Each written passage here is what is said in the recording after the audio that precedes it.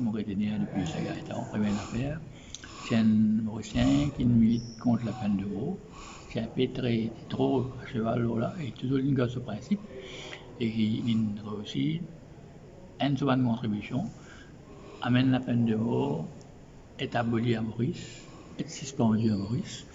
Une deuxième chose qu'il fait en français, il réussit à inclure militer pour la 13e mois, un fonctionnaire gagné, et il fait ça dans un texte de loi qui aujourd'hui beaucoup de salariés savent dans la loi qu'ils besoin est un mérite de 13e mois. Ça il coule de source pour la loi. Il est comme juriste, il accompagne ça à la cour, il fait 20 cas, et il a réussi à introduire ça dans les textes de la loi de Maurice à travers qu'il est venu pour association de syndicats et qui fait appel à lui pour donner un coup de main là-dedans. C'est deux éléments principaux de sa contribution. Le Parti travailliste, le CRR, l'AFP et d'autres partis politiques. Donc, refuser l'indépendance a été une erreur. Je crois que s'il ne l'avait pas fait, ce serait resté sous le tapis et c'était dangereux que le ressentiment de toute la communauté qui était contre l'indépendance, c'est-à-dire majoritairement les créoles, la communauté générale, ça aurait été très dangereux. Tandis que là, à mon avis, on en parle. Le fait d'en parler, ça soulage. Tu as été contre, mais enfin, tu as dit ton idée, nous sommes des victoires. Mais la campagne électorale a laissé des traces, plus profondes qu'on ne le croit. À Port-Louis, ça commence par de petites bagarres. Personne n'en prend vraiment cap. On parle de règlement de compte entre prostituées et proxénètes. Mais d'un coup, la ville s'embrase. Ce sont des bagarres raciales entre musulmans et créoles qui viennent de commencer. Des rixes d'une rare violence faisant, selon les sources officieuses, des centaines de morts, même si le bilan officiel fait état d'une dizaine de morts. Déjà 3 ans plus tôt, en 1965, de graves émeutes raciales ont lieu dans le sud de l'île. Un jeune homme, Robert Bruce, se fait assassiner alors qu'il traverse le village de 3 boutiques en voiture. Les plaies sont toujours à vif. Ceux qui ont cru à la campagne indépendance-famine paniquent. Ils imaginent le pire pour eux, pour leurs enfants. Par milliers, des familles mauriciennes quittent le pays pour aller s'installer en Australie, en France, en Afrique du Sud, en Angleterre. Sans doute le plus grand exode de notre histoire. Sur le quai D, à Port-Louis, on assiste à des scènes déchirantes. Le Patrice, l'Australis, l'immense paquebot, avalent des milliers de Mauriciens en partance pour la terre australienne, la nouvelle patrie. Cette campagne massive d'immigration a profondément brisé des milliers de familles mauriciennes. Et pas seulement créoles, mais surtout créoles.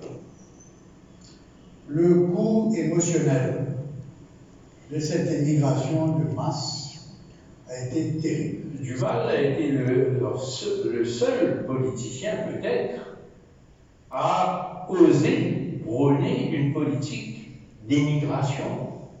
D'ailleurs, à un certain moment, il était le ministre de l'émigration. Seulement, l'erreur à ne pas commettre, c'est d'associer émigration et population générale. L'émigration, souci majeur du PNSD. Le leader du Parti mauricien a été le premier à étudier sur place la possibilité d'une émigration organisée vers la France, l'Allemagne, l'Angleterre. Quand on parle de l'émigration, je dirais que dans la diaspora mauricienne, il y a curieusement 50% d'hindous, 30% de créoles, 16% de musulmans et 3 ou 4% de chinois. Exactement les mêmes statistiques que pour la population de Maurice. Cette campagne a également totalement affaibli la population générale, à la fois politiquement, socialement et économiquement. Elle n'a jamais plus, cette communauté n'a jamais pu retrouver son influence dans la société mauricienne de suite de cette décision. Beaucoup de gens n'ont jamais pardonné à Duval cette campagne de l'indépendance qui, par moments, avait des accents disparés. Il pousse d'une part à l'exode de l'élite créole, et il pousse les créoles à abandonner la fonction publique. Il détruit la communauté parce qu'il détruit l'élite de la communauté. Et cela, il le fait en partie parce qu'il était l'homme du secteur privé, et en partie parce que c'était sa propre idéologie. Alors, quand je dis sa propre idéologie, je ne veux pas dire qu'il a voulu détruire la communauté créole, mais la communauté créole n'a été qu'un instrument pour lui, pour servir les intérêts qu'il voulait servir, qui étaient essentiellement les intérêts du secteur privé, quoi qu'il en soit. Gaëtan Duval, lui, est à Rodrigue pour remercier les Rodriguais qui ont voté à 96% contre l'indépendance. Dans ses mémoires, Benjamin Gontran raconte que Duval, juché sur le toit d'une maison, leur dit ceci aux Rodriguais. Merci d'avoir voté pour le PMSD. Le peuple de Maurice n'a pas su voter. Il n'est pas méchant, il est juste bête. Il n'est pas malin comme vous.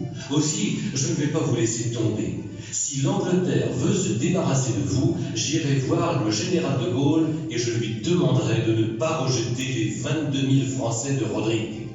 Avec l'indépendance, vous serez comme un moineau avec les ailes et les pattes attachées en attendant que le chat vienne vous manger. Et Ramgoulam est un gros chat gourmand. Ne laissez donc pas lever le drapeau mauricien chez vous. Une sorte d'appel dérisoire sans déguisement à la sécession de Rodrigue.